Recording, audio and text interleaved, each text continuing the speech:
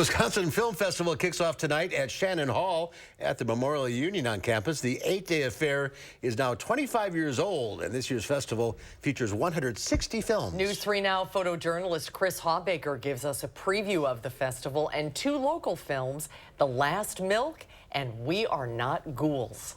It's a real treat to finish up a year of having a film tour the country to bring it back here and play the Wisconsin Film Festival. So this year, my film is called We Are Not Ghouls. It's a feature-length documentary about a Air Force JAG attorney. I got involved in Guantanamo because I raised my hand and said, I'll volunteer.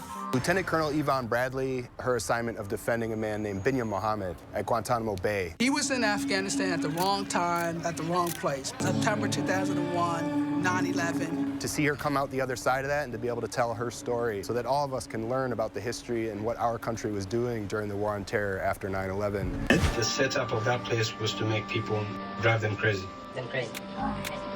It was horrifying. One of my clients, they had him tortured. Well, I get up every morning about 5 o'clock. I put my overshoes on and I head for the lot. I herd the cows right into the barn. I'm just a hard-working man on a dairy farm. This year I'm in front of Greener Pastures, which is on Sunday morning at 11 a.m. My film will open 9 minutes, and then there's the feature film Greener Pastures is also farming related and kind of tells the story of some struggling farms as well. The title is The Last Milk, short film about my family, specifically my uncle who managed a small dairy farm for about 38 years and just gave it up.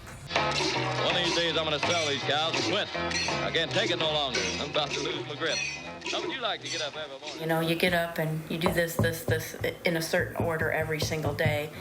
There's certain jobs that have to get done every single day at a certain time, and then you wake up the next morning and that's kind of not the case, and it's like, what do I do with myself? And there's also just the sign on the barn that says Wiederholt Dairy Industry or whatever is super faded, and you can just see that the farm is kind of like, you know, just getting old and it's just not maintained anymore.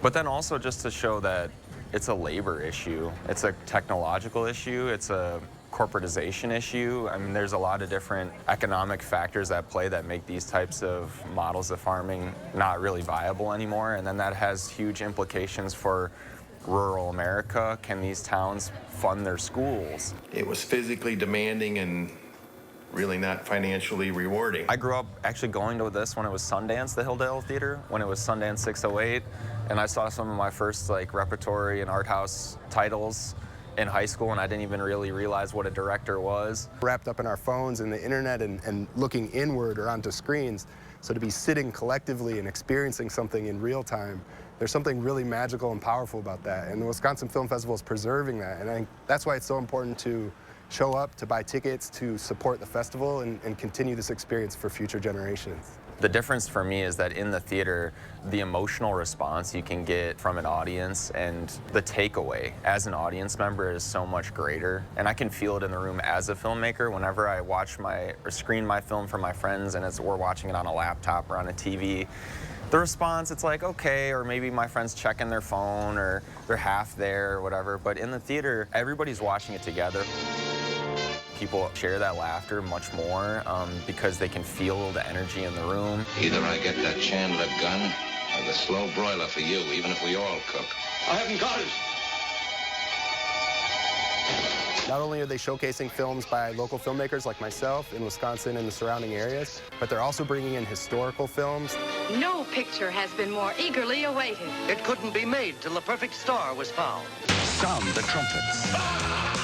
They have programmers that are going to festivals and looking through archives for examples of filmmaking that have lasted through time. They're finding films from other countries. They're finding films in other languages. So to be able to go and see all different types of movies within a couple days and have Q&As and conversations with those filmmakers and the programmers that are helping you understand the history of cinema and why these art forms are important for us to celebrate and preserve. 160 films. Yeah, very powerful ones too. Go to wifilmfest.org for a complete list. And it's tonight through April 20th, Shannon Hall, Chazen Museum, many more. The theater at Hilldale, they're opening up for one last time. A lot of different sites around The here. Air Jordan 13S's, that's the 13th series. It happened to be a size 13. Okay, they are a 13. Yes, they are, but it's the 13S is the series. Okay.